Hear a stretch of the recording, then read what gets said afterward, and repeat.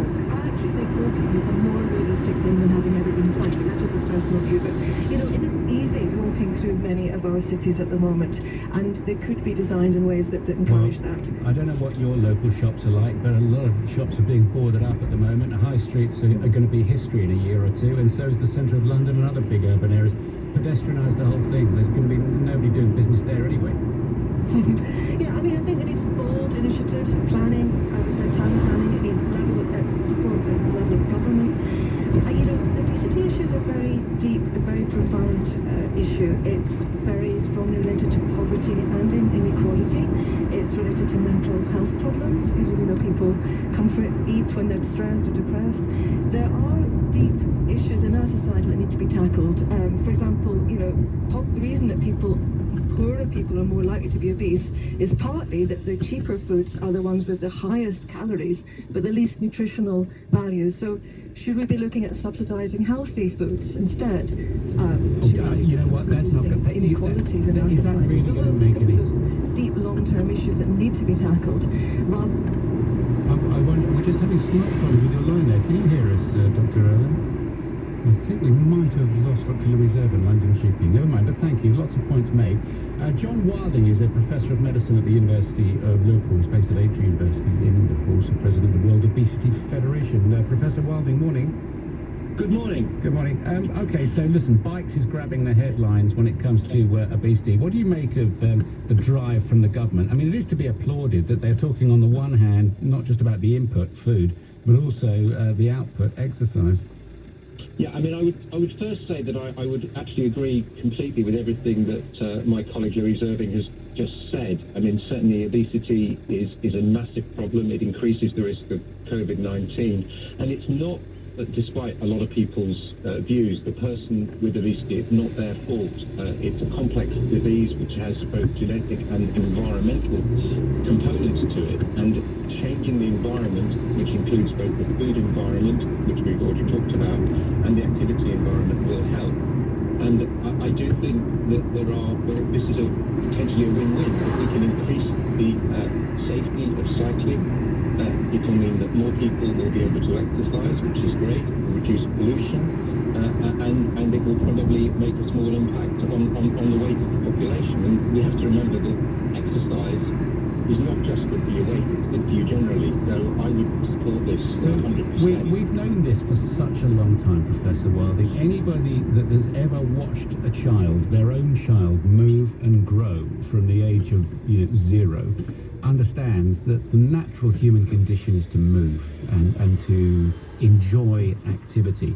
And at some point, it's got to be addressed that we are allowed to lose that joy. And I don't quite know at what point that happens, but I think that's absolutely central. If people exercise, if people work their bodies, their minds work better, self-esteem goes up, you achieve much more, you just feel better, and you want to eat better food. This has been my experience in my life, and I didn't come from money or anything. It wasn't about that. So I just wonder, at what point do we lose that joy of movement? And you can point the finger at schools, but it's not their fault. We don't even have mandatory exercise in schools anymore. It's ridiculous. Yeah, absolutely. I think you're certainly right that I think all of us probably do start life, as you say, enjoying movement and enjoying being able to take activity. The difficulty, of course, is once you develop the disease of obesity and some of the conditions that go with it, including arthritis and diabetes, it becomes difficult and uncomfortable to exercise, and then of course that leads to a sort of spiral. Now that can be reversed. There is plenty of research showing that that, for example, if you've got arthritis, if you lose 5 to 10% of your body weight, it can reduce your pain by 50%. So these things do make a difference. We know that losing weight will also help the symptoms of diabetes, and that people with diabetes can exercise. So I do think it's not irreversible, but it needs to be made easier. But we need to prioritise. We need to prioritise the joy of being physical, don't we? We need to prioritise movement, prioritise the understanding of body. We don't talk about it enough. We're beginning to perhaps here again, but I mean it just goes on, and we're not alone in this. The entire Western world, due to diet and a more sedentary lifestyle, is having to deal with the same problems, right? Yes, that's right. And I do think, if we look at other countries, for example, in Europe, if you go to Amsterdam or Copenhagen or many other countries, they've already done this with cycling. They have a lot more people cycling. The streets are cleaner. They're safe for cyclists. And I don't see any reason why we can't do that in our cities. In London, in Liverpool, where I work, all of these places, it's possible to do that. Well, it's certainly happening at the moment, isn't it, on the cycling front? I mean, I would say one thing about Sweden, the bits that I know, and I'm married to one of them, it's flatter, there's more space, less dense population, and the roads were built in 1860. Yeah, It does help. So retrofitting I was brought up in London, so retrofitting that to London is going to cost money, but I think it will be money well spent. I do think, if I can make one more point about the whole obesity question and the fact that these prevention strategies are good and supported, but I do think we also need to think about focus on treatment as well. And what the government has done is helpful, but it's certainly not going to solve the many people with perhaps the most severe complex obesity who are actually at the highest risk of dying if they do get COVID-19. And for those people, we do need specialist services. And I haven't heard anything yet about support for people with particularly severe obesity who may actually have already tried the Swiss standard referral to programs and so on, and actually they need more complex support. I think the government probably needs to think about that as well. Yeah, it is mentioned in all the articles with absolutely no detail yet. So, of course, that's an important point to make. Thank you, Professor John Wilding, Professor of Medicine at the University of Liverpool and President of the World Obesity Federation. Would you get on a bike if you were ordered to by your doctor? Do you think that will make any difference at all? Is it safe to cycle where you are? How will we get goods to shops? Mind you, are there going to be any shops in urban centres in about a year's time? We shall see. 0345 6060 973. Are we on the right track when it comes to dealing with people who are overweight or obese now and helping them to deal with their own issues? Or are we getting this wrong? What's our approach like? 84850. Now, as well as that, the big story of the morning is that as of last night, the Cabinet decided that you will have to quarantine if you come back from Spain. Spain has been added to the quarantine list. You will be required to give your contact address on arrival back here and quarantine for 2 weeks. Now, what do you suppose would happen if you weren't at that address and you broke that quarantine? If you're self-employed and need to work to put food on the table and you've been caught by this situation, would love to hear from you.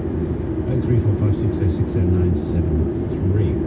And we'll speak to a journalist in Spain for the latest in just a moment. Just gone 7:15 this Sunday morning. It's LBC and Bill Overton has the news. Frustration for thousands of British tourists as a last-minute decision is made to take Spain off the UK's safe travel list. GPs could soon be prescribing cycling as a way to lose weight and lower our risk of coronavirus. And the speed limits past motorway roadworks is being increased to 60 miles per hour. Weather breezy with warm sunny spells today. Scattered showers for England and Wales. Rain also in Scotland and Northern Ireland with a high of 24 degrees. LBC Travelline, Katie Tyler. The M4 is closed in both directions between junction 89 for Maidenhead and 6 for Slough for roadworks until early tomorrow. On the clockwise M25, the exit slip road is closed at junction 19 for Watford. That's because of a car fire. And the A40 has been closed eastbound between the Medway underpass and the Hoover building. That's because of a burst water main. On the tubes, there's no district line running between Tower Hill and Dagenham East. No Hammersmith and City line between Hammersmith and Barking. And no Northern line between Moorgate and Kennington. This is LBC. What have you missed the most? A haircut? A visit to the shops? Oh, you look lovely in that. How about a nice lunch? Fish and chips, please. Or an afternoon in a pub garden? Fancy a casual bike ride? Or perhaps something a little more intense? Or maybe you want a relaxing day out. Whatever you've missed, get out there and enjoy it again safely. Find out how at gov.uk/enjoy summer safely. Me? I'm no different to anyone else right now.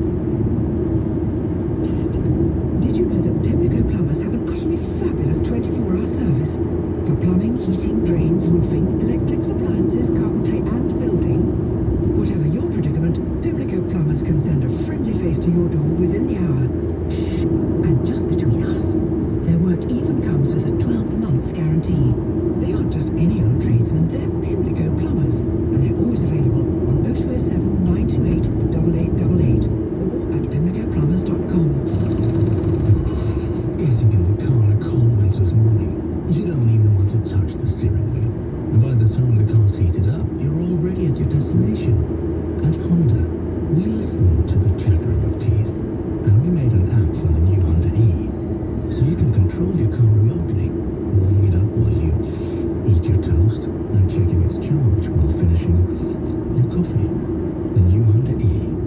Honda, the power of dreams. Normally, I'd be recording this in a fancy sound studio with a mocha frocco skinny latte. Instead, I'm in my bathroom. Technology means I can walk around my house reading this script, and people can take a wander around yours with Purple Brick's virtual viewings, or they can safely view it in person if you prefer. Do you want a cup of tea, love? Can I get a mocha frocco skinny latte? Tea's fine, thank you. Book your free valuation with Purple Bricks. Fixed fee payable on instruction or after 10 months. Viewing service cost extra. Andrew Castle on LBC. 7:20 is the time. LBC here. Travellers returning to the United Kingdom from Spain after midnight. That's last night. So now, people returning from Spain will have to quarantine for 14 days. That will be a nice surprise for people arriving home. It won't be a surprise because it will have travelled like wildfire. This is what the government have made a decision on, though. This is this strategy, fast-moving decisions. We're all in this together. This is all part of that narrative. It's a big, big decision. It came following a spike in coronavirus cases in Spain. But where in Spain?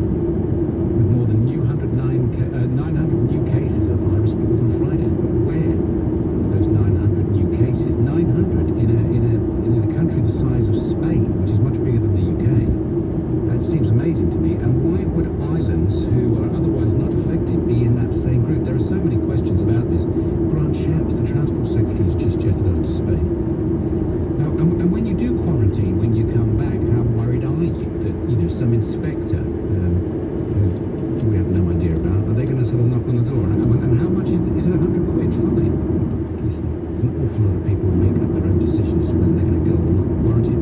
I know people who are in Portugal at the moment who are going to quarantine on the way back because they were worried about the knock on the door. What have we become? Stephen Bertrand is a Guardian journalist in Barcelona, has helped us with these matters. We thought this was just Catalonia, but now it's the whole of Spain. Stephen, good morning. Good morning. Yes, it does seem a peculiar decision, and I think there's probably a lot of feeling here that this is yet another attempt by the British government to distract attention from their very poor management of the pandemic. I think particularly that the rising cases here aren't in places that tourists visit. The worst outbreak is in Lleida, which is basically a rural farming district, not somewhere that tourists are likely to visit. The second worst is in a satellite town of Barcelona, a working class town, again, not a tourist destination. Whereas, for example, Alicante, the Costa Blanca, where millions of British tourists go, which includes Benidorm, or Mallorca, or the Canaries, probably the most popular tourist destinations, there are very, very few cases. So, on medical grounds, it doesn't seem to make a lot of sense. Government sources are saying that there's this fast-moving picture regarding Spain's coronavirus cases meant ministers had to act immediately. I don't know, just to comment on what you said first about this being some sort of a government distraction on the UK government's part, away from its poor handling. This is now absolutely, of course, the number one story this morning. So if it was that, it hasn't worked, Stephen.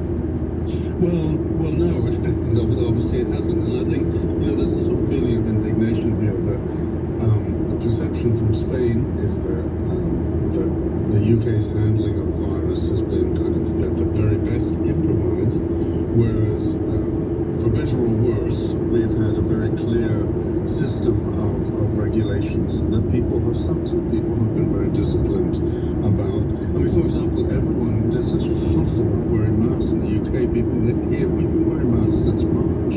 It's now like and now 32 degrees and I'm wearing a mask. And now look what's happened in Spain. You've got 280 outbreaks, and so if everyone's been following do masks work then? Well, I think the mask thing in some ways is kind of is symbolic. The other thing is that the outbreaks have mostly happened in people's homes, where people have, now that the regulations and restrictions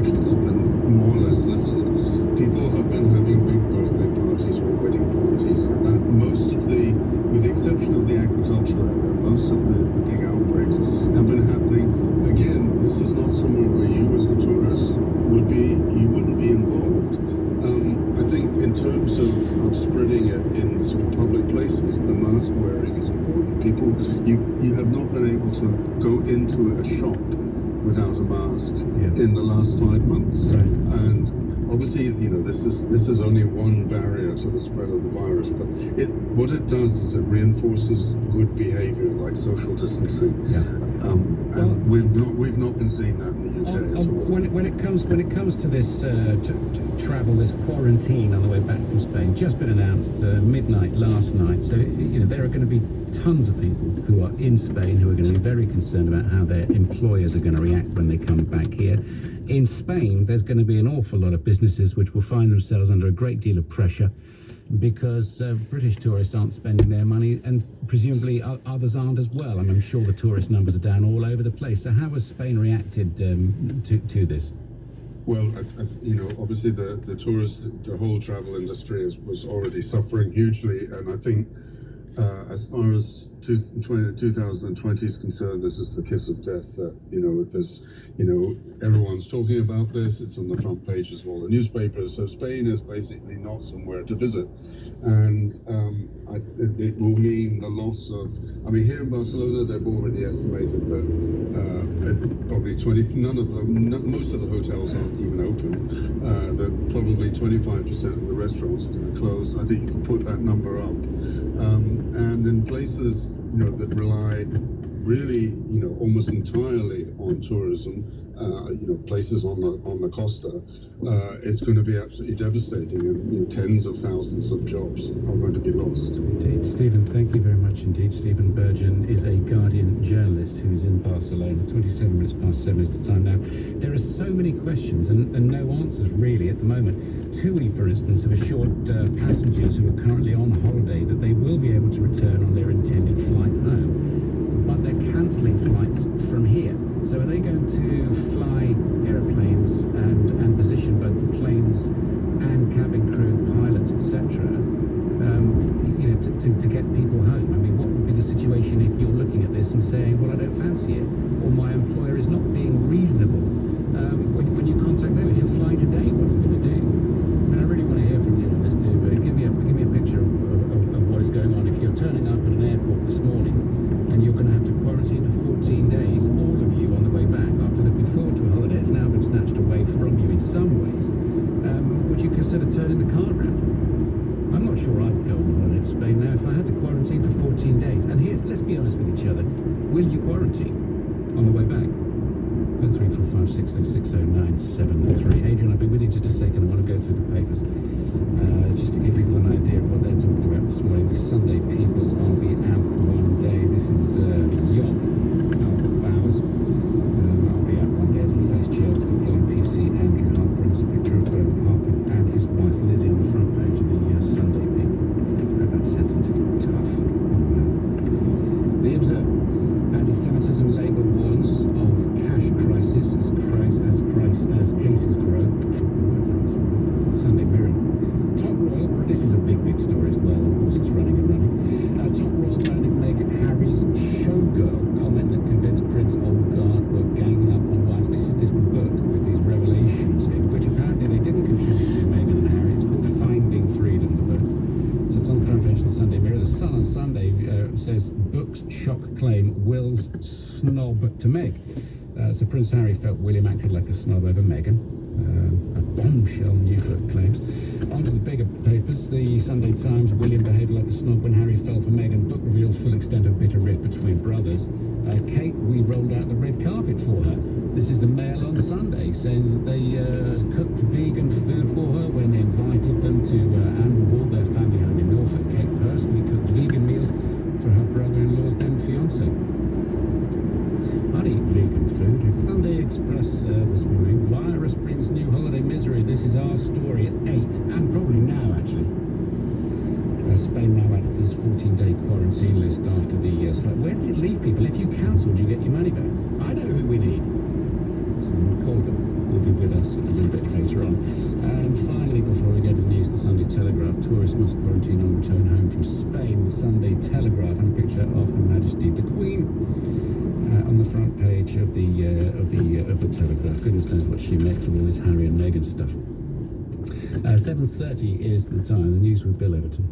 Angry holidaymakers heading back to the UK from Spain claim a change in quarantine rules is an overreaction. It's been taken off the UK's safe travel list because of a rise in coronavirus cases in parts of the country. The Foreign Office is now warning against travelling to the mainland unless it's essential. The Transport Secretary, Grant Shapps, only flew out for his holiday there yesterday. Doctors to be able to hand out prescriptions for cycling under new health plans. Boris Johnson is due to outline the obesity strategy tomorrow after warnings that being overweight increases your risk of dying from COVID-19. And speed limits past motorway roadworks are going to be increased to 60 miles per hour instead of the current 50.